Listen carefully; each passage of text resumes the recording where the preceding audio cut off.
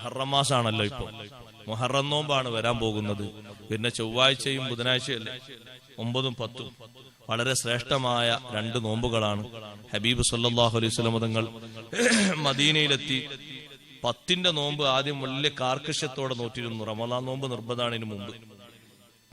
മദീനയിലെത്തി last സമയത്ത് ഹജ്ജ് കഴിഞ്ഞ് വന്ന് ദുൽഹിജ്ജ കഴിഞ്ഞ അടുത്ത് മുഹറല്ലേ, മുഹറം നോമ്പ് നോറ്റപ്പോ കുറച്ച് സ്വഹാബത്ത് വന്നിട്ട് പറഞ്ഞു, നബിയെ നമ്മള് മാത്രമല്ലല്ലോ ജൂതന്മാർ നോൽക്കണ്ടല്ലോ ഈ നോമ്പ് എന്ന് പറഞ്ഞു.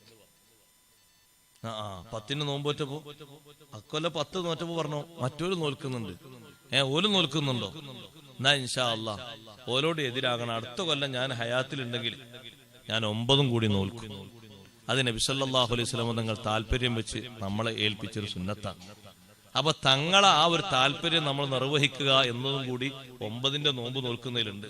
അതുകൊണ്ട് ഒറ്റീസം മതിയെന്ന് തീരുമാനിക്കാതെ തങ്ങൾ 9ന് 10നല്ലേ നോറ്റിട്ടുള്ളൂ, ഞാനതേ നോൽക്കുന്നുള്ളൂ എന്ന് പറയാതെ ഞാൻ അടുത്ത കൊല്ലം ബാക്കിയുണ്ടെങ്കിൽ ലാസൂമൻ നത്താസിയ ഞാൻ 9ഉം കൂടി നോൽക്കുന്ന തങ്ങൾ ആഗ്രഹം പറഞ്ഞാണല്ലോ.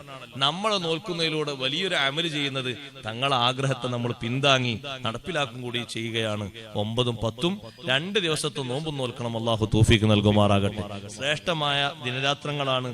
എപ്പോഴും പറയുന്നത് പോലെ തന്നെ മുഹറം 10ന്റെ നോമ്പിനോ അല്ലെങ്കിൽ അതിന്റെ 9ന്റെ നോമ്പിനൊക്കെ കുടുംബങ്ങൾക്ക് ഭക്ഷണ വിശാലത ചെയ്യുക, അത് പ്രത്യേകം പുണ്യമായ വിഷയമാണ്. ഈ വർഷത്തിൽ മൊത്തം അല്ലാഹു തആല നമുക്ക് റിസ്ക് വിശാലമാക്കാൻ അതൊരു കാരണമാണ്. അതിൽ മടിയൊന്നും ഉണ്ടാകണ്ട.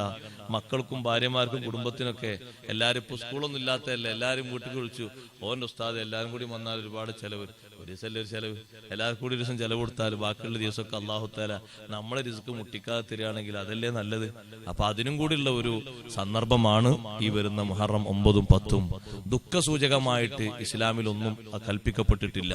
10ന്റെ അന്ന് നാട് നീളെ നമ്മുടെ നാട്ടിൽ ഇപ്പൊ എത്തിയല്ലോ, ഷിയാക്കൾ കാണാൻ കൊട്ടിഘോഷിച്ച് കുത്തും കൊരവി ഉണ്ടാക്കി പരിക്കേൽപ്പിച്ച് എന്തൊക്കെയോ ഹാലളകുന്ന സ്വഭാവം അത് ഇസ്ലാമിലല്ല, ഇസ്ലാമിന് അന്യമാണ്, ഇസ്ലാമിൽപ്പെട്ട കാര്യമല്ല. ഹുസൈൻ റളിയല്ലാഹു അൻഹു അന്നങ്ങനെ ഷഹീദായെങ്കിൽ വർഷാവർഷം അങ്ങനെ എല്ലാവരും ഷഹീദാകണം, കുത്തിപ്പരിപ്പിക്കണം കൽപ്പന ഉണ്ടോ?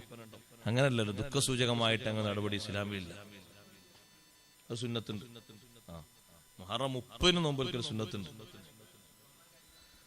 റമളാൻ കഴിഞ്ഞാൽ മുഹറം എന്ന മാസം നോമ്പിന് പവിത്രമായ മാസം. റമളാൻ കഴിഞ്ഞാൽ ഏറ്റവും ശ്രേഷ്ഠമായ നോമ്പ് മുഹറം നോമ്പല്ല, അറഫാ നോമ്പാണ്. അതെ, അറഫാ നോമ്പാണ് സുന്നത്ത് നോമ്പ്. നോമ്പിനൊരു പ്രത്യേകമായ മാസം എന്ന അർത്ഥത്തിൽ കണക്കൂട്ടുമ്പോൾ മുഹറം മാസമാണ് പരിഗണിക്കപ്പെടുന്നത്. അല്ലാഹു നമ്മുടെ